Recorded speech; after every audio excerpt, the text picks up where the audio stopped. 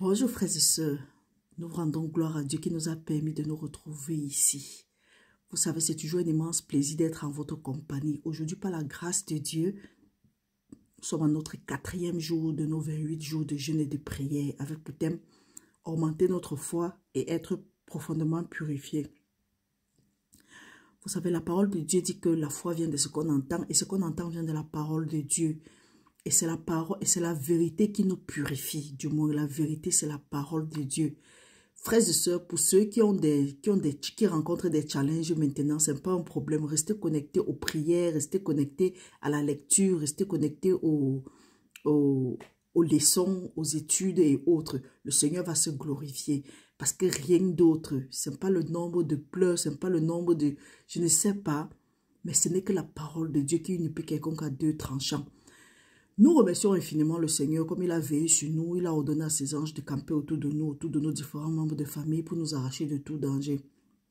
Frères et sœurs, en ce jour, comme d'autres jours, nous allons exprimer notre reconnaissance et sachons que le Seigneur, tout ce que le Seigneur veut de nous, ce ne sont pas des sacrifices, ce ne sont pas des offrandes, rien de tout ça. Tout ce que le Seigneur attend de nous, c'est que nous lui donnons notre cœur, dont nous soyons totalement, nous nous abandonnons totalement à lui. Le Seigneur aime ça. Le Seigneur ne veut pas que nous le désobéissons et nous venons avec des sacrifices.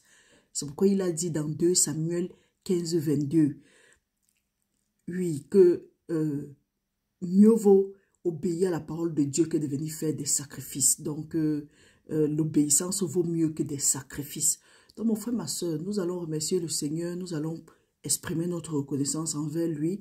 Nous allons continuer à lire comme nous avons l'habitude. Aujourd'hui, nous allons nous inspirer du livre de Psaume, chapitre 40. Nous allons lire cela en entier. En journée, nous allons continuer avec le Matthieu 4. Restez vraiment connectés, mes frères et sœurs. Et le soir, le Seigneur va nous guider.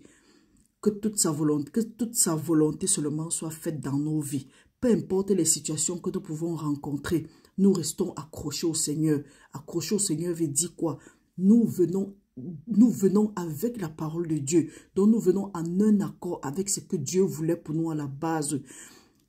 Peu importe ce que tu peux voir, peu importe comment ça peut se manifester, déclare seulement la parole de Dieu. Quand nous sommes en train de lire, quand nous lisons les passages le matin comme nous le faisons, écoutez, parce que le Saint-Esprit a quelque chose à donner à chacun.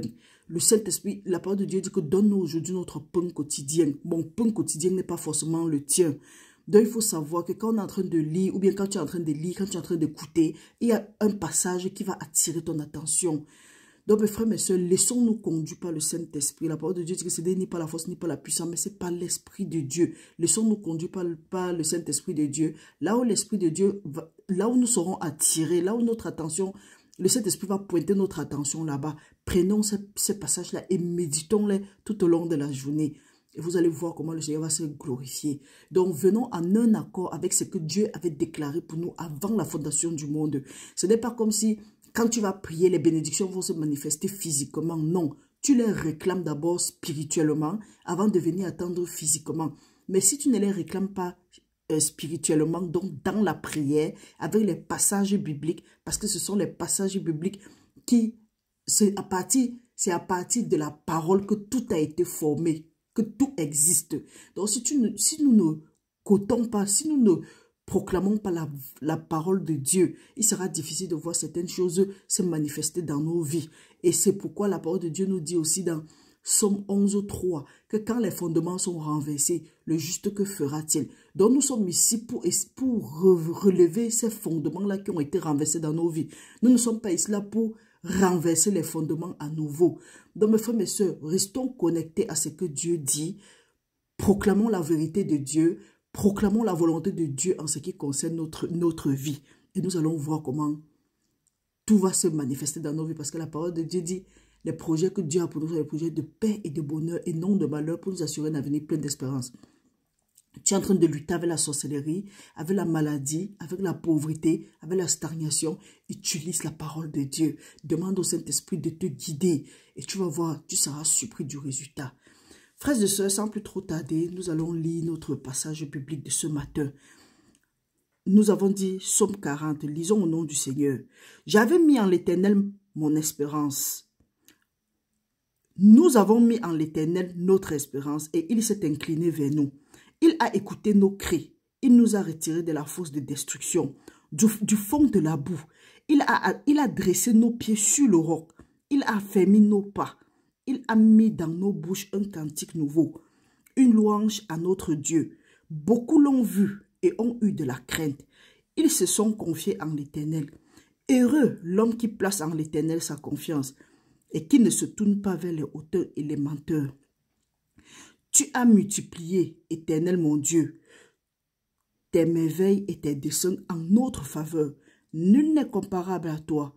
Je voudrais les publier et les proclamer, mais leur nombre est trop grand pour que nous les racontons.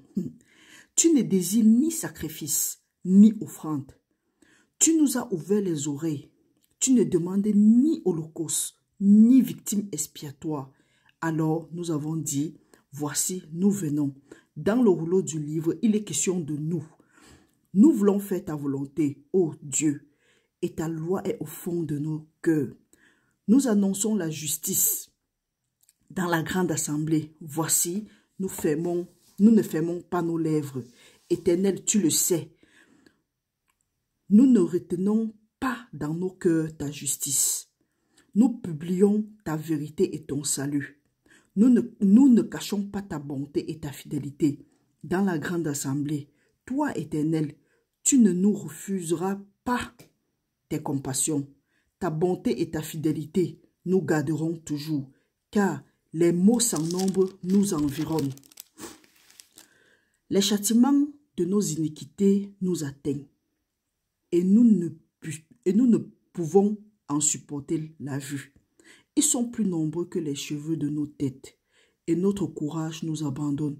Veille nous délivrer, ô Éternel. Éternel, viens en hâte à notre secours. Que tous ensemble y soient honteux et confus, ceux qui en veulent à nos vies pour l'enlever. Qu'ils reculent et rougissent, ceux qui désirent notre perte, qu'ils soient dans la stupeur par l'effet de leur honte, ceux qui nous disent « Ah ah ah ». Que tous ceux qui te cherchent soient dans l'allégresse et se réjouissent en toi. Que ceux qui aiment ton salut disent sans cesse « Exalté soit l'Éternel ». Nous sommes pauvres et indigents, mais le Seigneur pense à nous. Tu es notre être, notre libérateur, notre Dieu. Ne tarde pas, au nom puissant de Jésus-Christ. Nous te remercions, Seigneur, parce que ta parole est oui et amen. Merci, Seigneur. Dès que ces paroles soient, nous nous attachons à ces paroles à partir de maintenant. Nous les lions dont nous nous revêtissons de ces paroles à partir de maintenant au nom puissant de Jésus-Christ. Veille manifester ces paroles dans nos vies maintenant et pour l'éternité. Au nom puissant de Jésus, nous avons prié. Amen.